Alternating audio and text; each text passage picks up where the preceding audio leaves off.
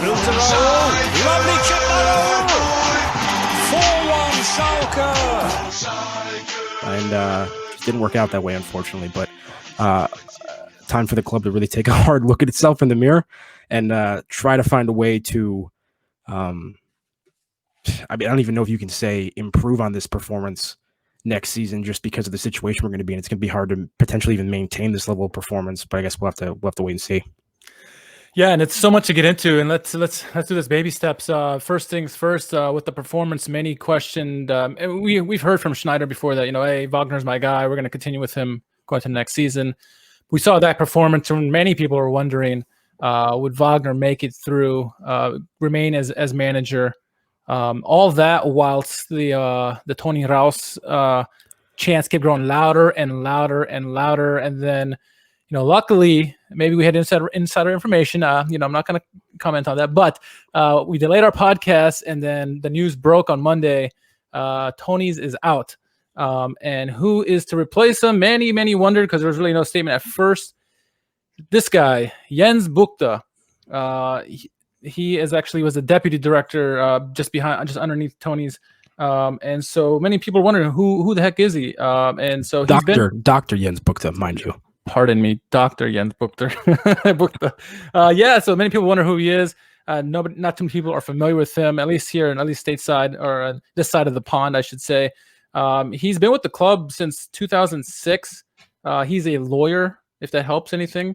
It's been said that the club's not been very transparent through the years, and it seems like mostly it's been Tönnies and Lang. Let me get his name. I can't remember his first name. Just slipped my mind. Anyway, those two are the ones making all the decisions, and then they would occasionally refer to BUCHTA to make all the drastic decisions. But he's a 57-year-old. He's a lawyer. Has experience in I think it was like commercial law. So he knows the business side of things and how to handle a crisis. That's what it is. I mean, he works for a bank, a firm, I should say. So he kind of knows how to get through these kind of things. I guess that's a good thing for us. Many people wondered.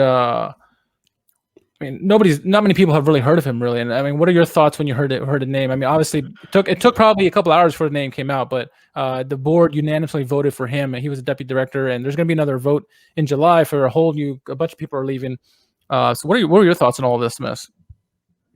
Yeah, so I mean, obviously, I'm not particularly familiar with him either, just because I'm not probably as tuned in as I should be to all the individuals who are actually running the club. But yeah, been a member of the supervisory board since 2006, I believe, became deputy chairman in 2012. And so to that end, I mean, if the motivation behind Tönnies was simply that he just doesn't represent the values of the club, we need to get him out specifically, then fine. If it was more in the sense that there needs to be larger institutional change, then maybe some people aren't going to be particularly happy about the vice chairman just stepping into that role. You're getting rid of Clemens Tönnies and you're putting in essentially his VP. It's not maybe the kind of drastic change in direction that some people would have wanted, but obviously I can't speak to that as well as I'd like to, just because I don't know a whole lot about him in general. But yeah, a big move and something that maybe read the statement from the Ultras on the last podcast, strong words from them. There were kind of demonstrations and protests and signs hung up around the area. A chain of 1,500 people outside the stadium before the match protesting Tönnies. So yeah, not insignificant. I mean, that's a small percentage of Sure. the overall membership, but that's still a decent number of people. And it's clear that pressure just got too great and they had to make that move. So to everybody who wanted that, congratulations, you've won that fight, and now hopefully what's going on, Ivaki, as we see the comment from one of our listeners and Twitter followers. It's a good thing in the sense that, to the extent that we thought that people in charge weren't living up to our values and weren't running the club properly, some change has been made, but in terms of a clear plan of action, a lot of that still kind of remains to be seen at this point. And many question, we'll get to some of the comments and questions here because that's going to dominate most of this podcast. We're questioning, if you just got through to Tönnies, what does it do anything? You still have the rest of the supervisory board. We're pretty much on the same page with him.